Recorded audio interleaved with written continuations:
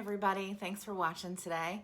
I'm going to be doing a quick video on the different kinds of relationships that you have with real estate agents. This is really important to understand because a lot of times you might hear an agent say, particularly if you walk into an open house, they may or may not tell you, hey, just so that you know, right now I'm working for the agent. And that's the agent basically explaining, kind of giving you your real estate Miranda rights. Anything you say can and will be used against you. And here's the reason why. Sellers, as of right now in this particular market, are paid, or sellers are paying the real estate agent's commission, regardless of whether they're representing the buyer or the seller, okay? Either way. So if you don't have a signed buyer-broker agreement, which is an agreement saying that the agent is exclusively representing you as a buyer, then technically that agent is working for the seller, whether or not they have a listing agreement with them or not. Okay, so here's the difference. You can have an exclusive agreement. You are represented by one agent, one brokerage in the transaction, and then a separate agent and a separate brokerage represents the seller in a transaction, and that's an exclusivity agreement, okay? Then you can have something called a designated agent, where you have two separate agents representing two separate people in one transaction, but they work for the same company. That's a designated agency.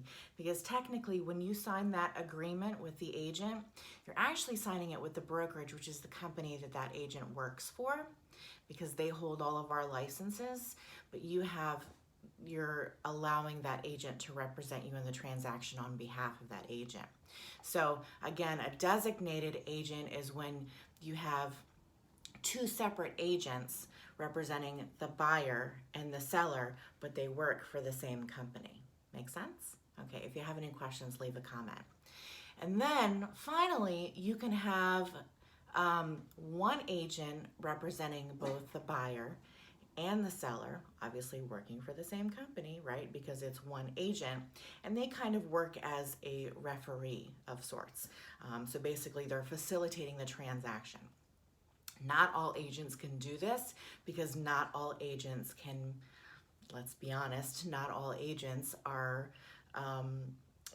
ethical enough to be able to withhold certain information that you share with them.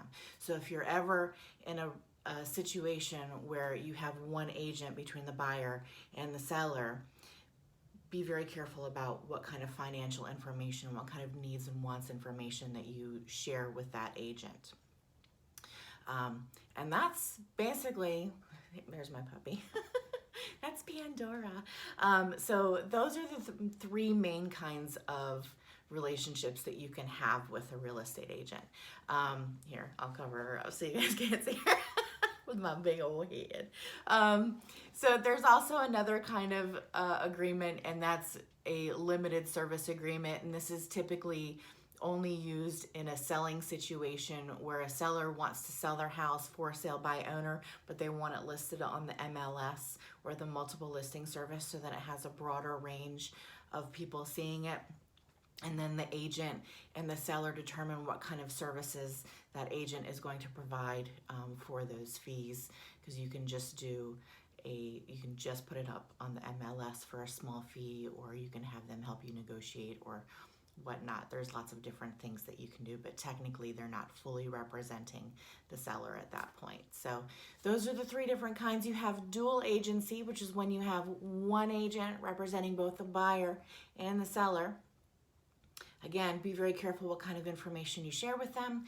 Then you have designated agency, when you have one agent representing the seller, one agent representing the buyer, and they work both for the same company, which is important to know.